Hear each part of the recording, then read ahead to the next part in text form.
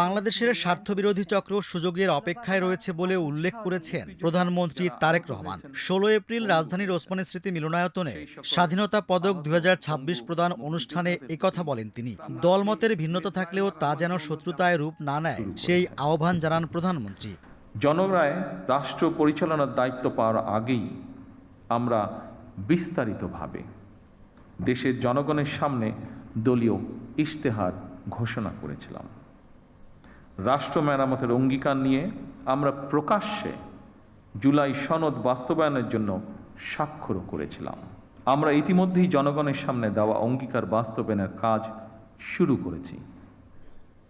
আমরা দলীয় ইশতেহারে এবং স্বাক্ষরিত জুলাই সনদের প্রতিটি দফা, প্রতিটি অঙ্গীকার অক্ষরে অক্ষরে পালন করব ইনশাআল্লাহ।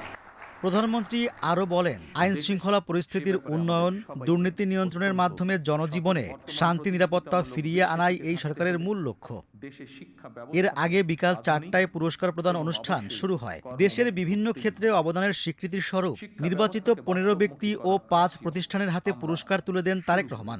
এবছর স্বাধীনতা, গণতন্ত্র, নারী শিক্ষা সহ দেশ গঠনের সার্বিক অবদানের জন্য প্রয়াত প্রধানমন্ত্রী খালেদা জিয়াকে স্বাধীনতা পুরস্কার দেয়া হয়েছে। তার পক্ষে স্বাধীনতা পুরস্কার গ্রহণ করেন নাতনি জাইমা রহমান।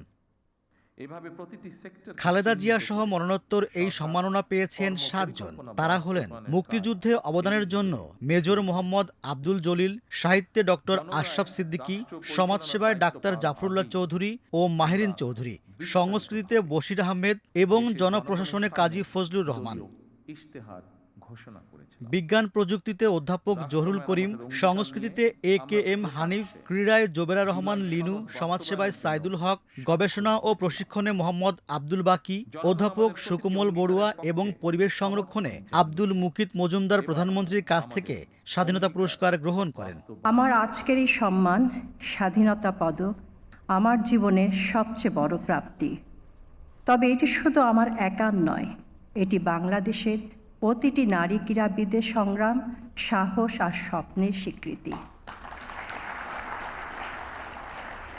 স্বাধীনতার পর যখন আমাদের দেশে পর্যাপ্ত ক্রীড়া অবকাঠামো বা সুযোগ সুবিধা ছিল না, তখন থেকেই ক্রীড়াঙ্গনে আমার যাত্রা শুরু।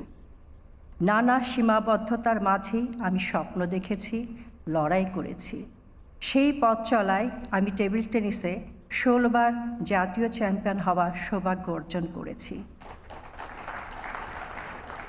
যার কারণে আমার নাম গিনিস বুক অফ ওয়ার্ল্ড রেকর্ডে অন্তর্ভুক্ত হয়েছে এবং আন্তর্জাতিক অঙ্গনে আমি দেশে প্রতিনিধিত্ব করতে পেরেছি। স্বাধীনতা পুরস্কার প্রাপ্তি আমার জীবনের একটি ঐতিহাসিক স্মৃতিময় ঘটনা।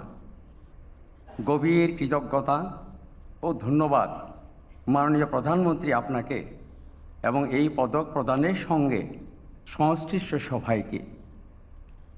আজ গভীর কৃতজ্ঞতা ভরে স্মরণ করছি ২০০৬ সালের সেই দিনটিকে, যেদিন এই মঞ্চ থেকেই তৎকালীন প্রধানমন্ত্রী, দেশনেত্রী, আমাদের প্রিয় ভাজন বেগম খালেদা জিয়ার হাত থেকে আমি শিক্ষায় ২১ পদক গ্রহণ করেছিলাম।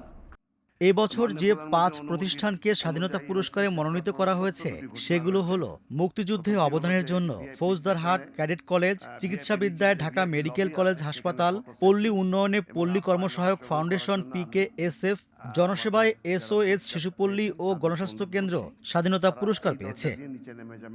স্বাধীনতা পুরস্কার দেশের সর্বোচ্চ বেসামরিক সম্মাননা।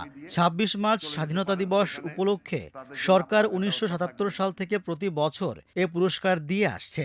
স্বাধীনতা পুরস্কারপ্রাপ্ত প্রত্যেক ব্যক্তি ও প্রতিষ্ঠানকে ১৮ ক্যারেটের ৫০ গ্রামের একটি স্বর্ণপদক, পদকের একটি রেপ্লিকা, ৩ লাখ টাকা ও একটি সম্মাননাপত্র দেয়া হয়।